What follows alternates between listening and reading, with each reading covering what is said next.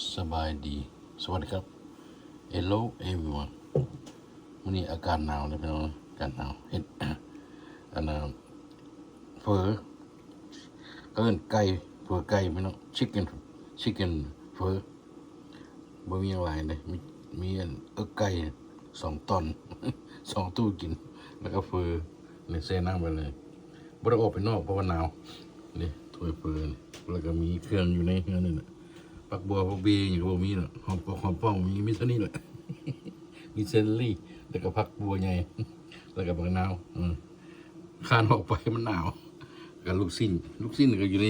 ฟรีเซอร์เอาออกมาต้อง บริเฮ็ดเองดอก ซื้อเขาหมดต้มเรียบร้อยเฮ็ดไปอย่างเรียบร้อยแล้วไหมมีแต่ว่าสกินได้นี่ต้มนี่ต้มหม้อน้อยๆ มีขิงมีผักบัวแล้วก็มีนี่ผักบัวใหญ่แล้วก็มีนี่เซลลี่เรียบร้อยใส่ขิงหลายๆเพราะยามนี้อากาศมันหนาวเลยแล้วก็ใส่น้ำปลาใส่เกลือใส่ปรุงรสนี่ชิคเก้นนี่ว่าซะตอนนั้น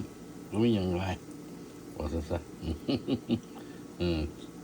เอิ้นชิคเก้น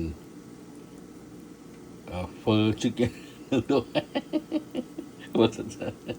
โอ้ก็บ่เถื่อกูเฒ่ากินดื้อว่าซะมาเด้อมากินด้วยกันแซ่บๆ